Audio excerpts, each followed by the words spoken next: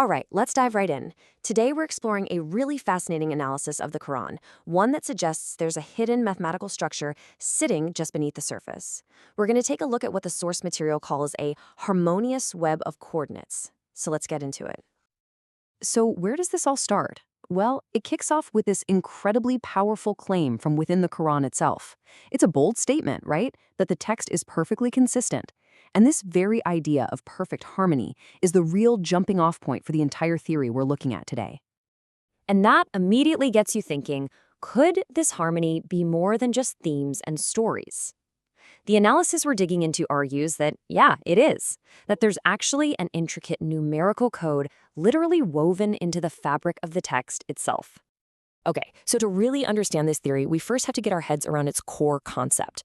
The analysis argues it's not just about finding random numbers, but about uncovering a deliberate, hidden system of connections. The key word here is concatenation. Think of it like a chain, where every single piece is intentionally linked to the next one. The idea is that chapters, verses, and numbers aren't just isolated things. They're all part of one big, unified structure. And this is absolutely crucial to get. In this view, even something as simple as addition is just another form of this deliberate linking. It's called concatenation in disguise. This idea is pretty much fundamental to following all the clues we're about to see. So that's the big idea. But what does it actually look like in practice? Let's start following the clues and look at the specific examples the analysis presents as hard evidence. So check this out. Here's the very first connection the analysis lays out. It starts with a chapter number, 89. Then it adds the number 10, which is pulled directly from a reference to 10 nights, right there in the second verse. What do you get? 99, a hugely significant number in Islam, representing the 99 beautiful names of God. This is presented as the very first node in this huge network. Okay, the next clue is totally different. It's not about a number that's there, it's about a phrase that's missing. The Bismillah, that's the invocation that starts every single chapter of the Quran, except for one. That chapter is Surah 9, and its unique status is the key to this next piece of the puzzle. So here, the analysis builds a kind of sequence. Surah 9, because it's missing the Bismillah, gets coded as a 0. The source then argues there's a thematic link between this chapter and Surahs 2 and 1, creating the symbolic 0 to 1 pattern that serves as our next clue. But wait, the connections don't just stop there. This pattern is then linked to another, much larger number, one with some really unique mathematical properties. And according to this theory, this number, 729, is what ties everything together even more tightly. And here's where the connection gets even deeper. The number 729 is special because it's both 9 cubed and 27 squared. The theory directly links that 9 cubed property right back to Surah 9, arguing this isn't a coincidence, but a deliberate mathematical reinforcement of that chapter's special role.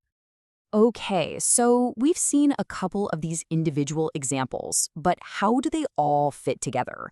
This is where the analysis zooms out from these isolated clues to propose a grand overarching purpose for this entire web.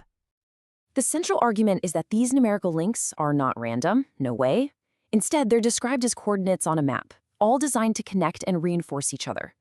You can start to see the web taking shape, from Surah 89 to the number 99, from Surah 9 to 729, and the source gives other examples too, like adding our number 99 to the chapter number 15 to get 114, the total number of surahs. Each link is meant to build on the last. And this brings us to the big question. If this whole web is intentional, what's its ultimate destination? According to the analysis, all these coordinates and all these connections are designed to point toward a single, profound theological concept. And that destination is al-ahad, or the One. Every single calculation, every pattern, is supposedly a pathway, and the analysis argues that if you follow any of these paths, they all converge on this one final core idea. So this is it. This is the destination. Al-Ahad is one of the 99 names of God, and it signifies absolute, indivisible unity.